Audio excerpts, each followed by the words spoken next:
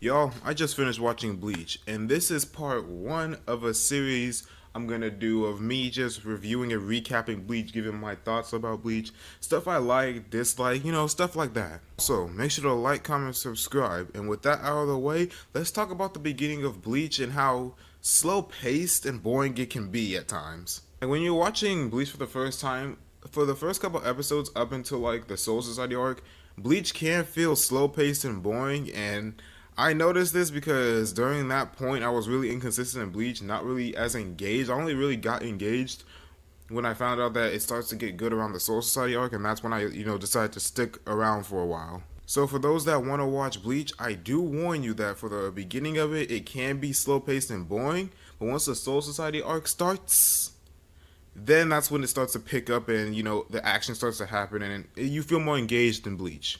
This is part 2 of my review of Bleach, and this time we're going to be talking about Uryu Ishida. Now, at the beginning of the series, Uryu Ishida was one of my favorite characters, and he's kind of like the Sasuke to Ichigo, seeing how he's the last Quincy in the beginning of the series and he can't stand the MC. Actually, wait, he's a lot like Ichigo now I'm thinking about it. Yeah, in the beginning of the series, he's one of the few characters that uses a weapon besides a sword. He uses a bow and arrow, and he's good with it, I'll tell you that much. And his fights be so amazing to watch. I just like watching his fights, especially when he pulls off that one move with those arrow swords, when he pulls off that like circle move. I don't know if you guys know what I'm talking about, but I'm just always surprised when he actually pulls that off, especially against that one Iran card named, I think, Yami.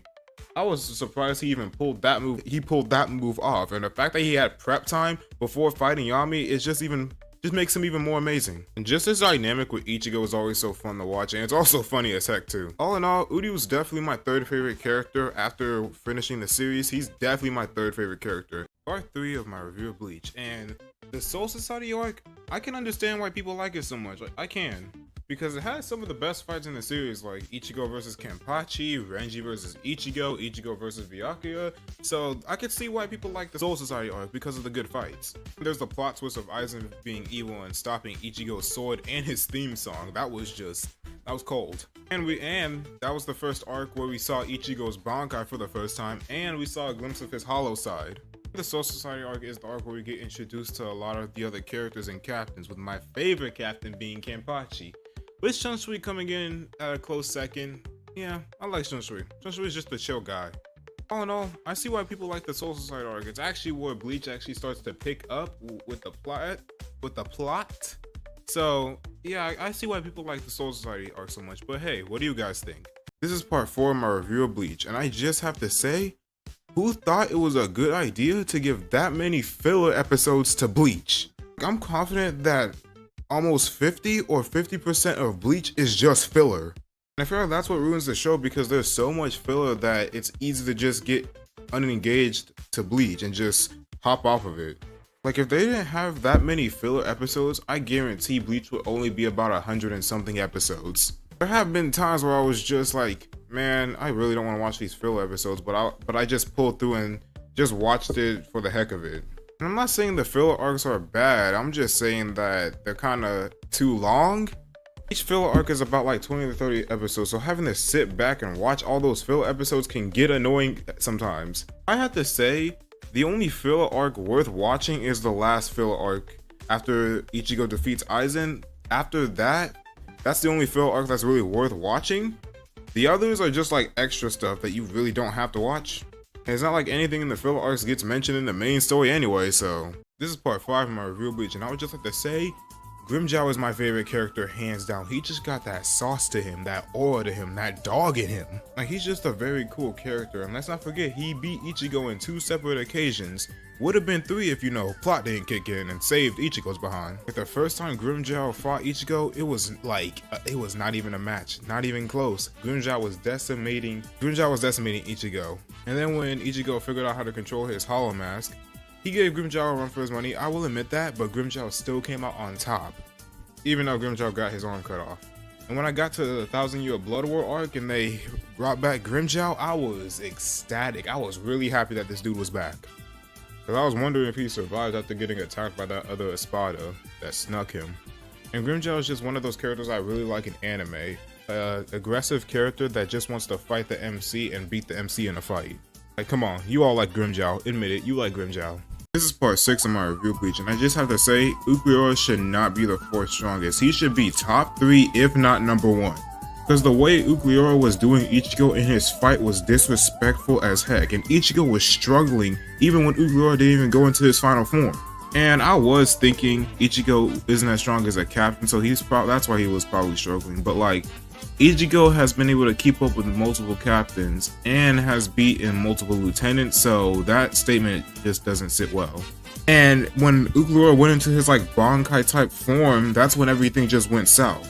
When I refer to Ukuriora's Bankai form, I'm talking about his Resurrection Seguda Etapa. That's what I consider like his Bankai form, because he's like the only Espada that can do that, so I consider that form a Bankai form, but I don't know what about y'all. But yeah, Ukuriora being the 4th strongest Espada just doesn't sit well with me at all. This is part 7 of my review of Bleach, and I would just like to give my opinion on why I think Kade and Yuzu haven't like awakened their powers yet or unlocked them. Now, me personally, I think it's because of circumstances, and Ichigo was just put into more circumstances where he could unlock his powers. Like when he got pierced with Rukia's sword, he unlocked his Soul Reaver powers. Kade and Yuzu didn't have that. When he was training to use his Bankai, learned how to use his hollow powers, or not learned how to use it, but found out about his hollow powers. Kade and Yuzu didn't have that. He went to other Fullbringers to learn how to use his Fullbring powers. He was put into a situation where his Quincy powers activated. Kade and Yuzu didn't have that. Kade and Yuzu, sure, they were put into situations where their Soul Reaper powers were like starting to awaken, but like there was never enough trigger, never enough, like there wasn't enough of a push for them to unlock their powers. They were just always not able to fully unlock because like Ichigo or one of Ichigo's friends always came to save them. I also have a small little suspicion. Now, hear me out. What if it has something to do with age? Because I know people said that Chad and Orihime unlocked their powers because the Hyokyo and the Hyokyo was inside Rukia and they were near Rukia, so they would unlock their powers. Maybe it has something to do with age. Like Chad and Orihime, they were a lot older than Kade and Yuzu. They were still young, so maybe it has something to do with age. But then that wouldn't make sense because Tatsuki was also near Rukia when she had the Hyokyo, so that probably wouldn't make sense either. I don't know, I'm just saying.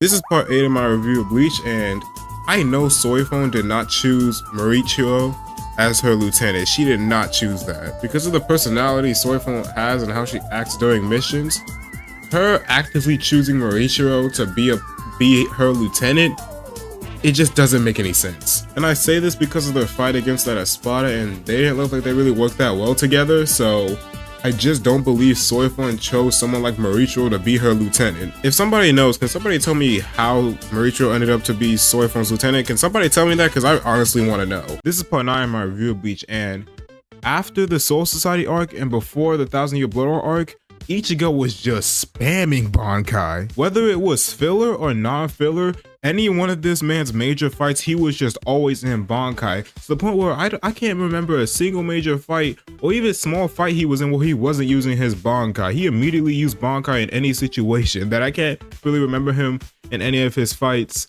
in his Shikai form. And Ichigo's lucky because most captains can't even afford to use their Bankai that much or repeatedly. Like, I'm more likely to remember Ichigo's Bankai form over his Shikai form. That's how much he used his Bankai. And even with me saying this, Ichigo's Bankai is still one of my favorite transformations. This is part 10 of my review of Bleach, and the Soul Society got cooked when the Quincy's showed up. Cause dang, not only the Quincy's destroyed most of the Soul Society, they killed a lot of Soul Reapers, they took a lot of Bankais, and killed head Captain Yamamoto. Like, the Quincy's low-key made the Soul Society look weak. And you could say the Quincy's caught the Soul Society off guard, but even with that, the Soul Society still lost heavy to the Quincy's, even if they were caught off guard. And the Quincy's made the Soul Society look so weak that they easily took out Kenpachi, you know, the dude that's known for being the strongest. Like, all that progression the Soul Society made just to get washed. Dang. Luckily they came back though. This is part 11 of my review of Bleach, and it doesn't matter the time, the place, the location, doesn't matter who Ichigo's fighting. this man will always be throwing out full-powered Getsuga Tenshos. There isn't a single time where this man isn't throwing out max-powered Getsuga Tenshos. Like, he really trying to just end his enemies in one clean strike. There's been times where Ichigo's own friends tell him to chill the F out with them Getsuga Tenshos because they do some damage. Especially in his hollow state, them Getsuga Tenshos be doing some serious damage. You know, it's crazy that your own friends have to tell you to chill the F out when you're using an attack, right? And God forbid that man gets up close to you and he uses a Getsuga Tensho, you're just dead. At least when he's far apart, far away from you, you have a chance to dodge, but if he's up close and personal, you're cooked. You're gonna get turned into a crispy cream. But if I had a Getsuga Tensho, I'd be spamming that sucker at full power too. This is part 2 of my review of Bleach, and I'll make this one quick. Ichigo, out of the big three, I feel like it's the most unique because he doesn't have that many moves. Like, when you think about it, compared to Ichigo, the other big three members, Naruto and Luffy has Gum Gum Pistol, Naruto has Rasengan, Luffy has Gum Gum Gantly, Naruto has Rasen Shuriken, while Ichigo was just rocking Getsuga Tensho for a majority of the series. He only recently got Getsuga Jujisho, so he's rocking 2 moves now. And I just find that unique because for like most of his fights, you just see him rely on his sword skills and don't do too many flashy moves, and his only flashy move for like the majority of the series is Getsuga Tensho, and then Getsuga Jujisho. So I just find that really unique, and I feel like you won't realize this while you're watching the series, but once you do realize it, you're like, yeah, that's very nice, very unique.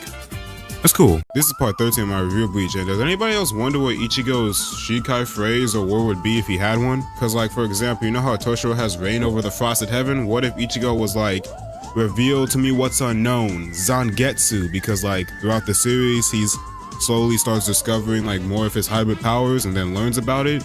So it's like him discovering the unknown by himself, like something like that. And even if it's just a single word like Renji and Byakuya's, what if the word was like reveal, Zangetsu? I don't know, just something. What would his phrase or word would be to activate his Shikai? Unless we already know that, but if we don't, what do you guys think it would be? Let me know in the comments. This is part 14 of my review of Bleach, and which is your favorite Ichigo transformation? Because you know, you got Ichigo's Bankai, which is a solid one. You got Ichigo's Vasta Lorde form. You got Ichigo's fan-dubbed Dankai. Then you got Mugetsu. And then you got his Fullbringer form.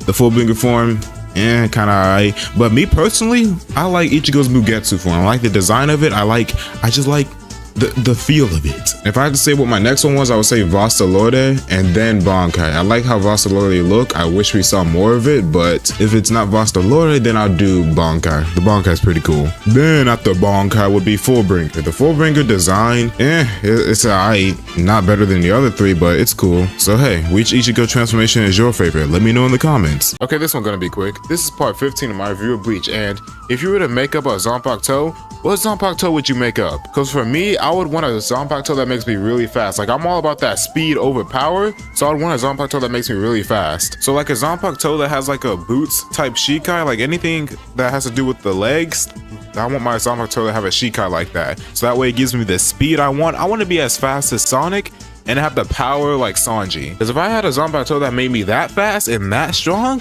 I would be devastating. And like, Sonic's the fastest thing alive, and Sanji, his kick power is immaculate, so those two would just make a perfect combo. But hey, what Zanpakuto would you guys make? Make sure to like, comment, subscribe. This is part 16 of my review of Bleach, and I'm gonna get straight to the point.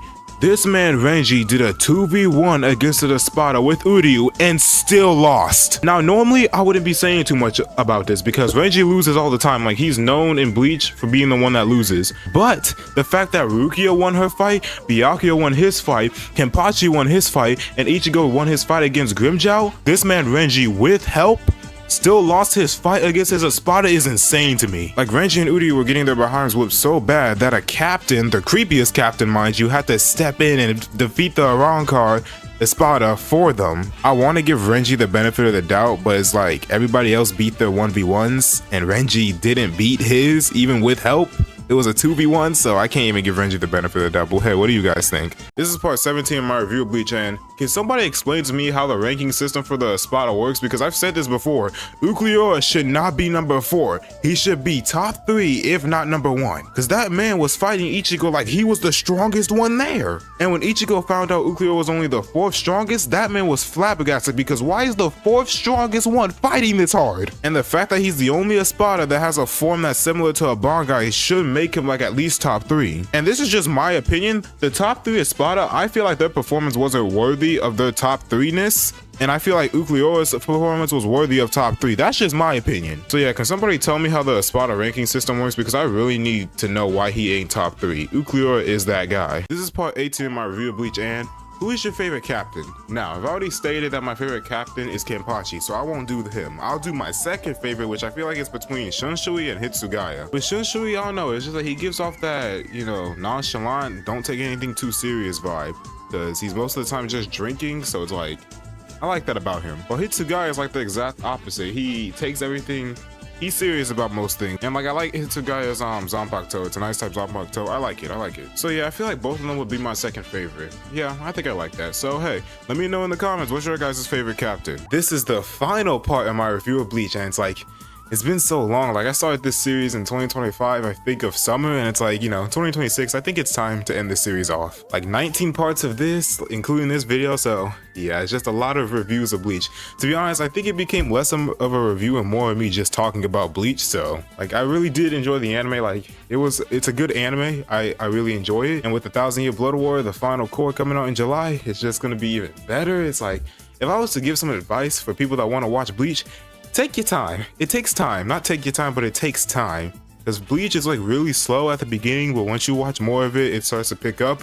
The filler arcs can be a little annoying, but like, just persevere and get through it, and I feel like you would enjoy it. I know for me, I really started to enjoy Bleach when it got to the Fullbring arc. That's when I was like, you know, wanting more and more Bleach, because that's when it, for me, is when it like started to pick up. So yeah, if you guys enjoy Bleach, make sure to like, comment, subscribe. Tell me a couple things you guys like about Bleach, and I'll make sure to read through as many comments as I possibly can. And with that, make sure to like, comment, subscribe, and I'll see you next time. Woo. You know we dancing for the win cause he planned it. Who can stand against your over me, see my banner. Watch it through the city, shake the ground.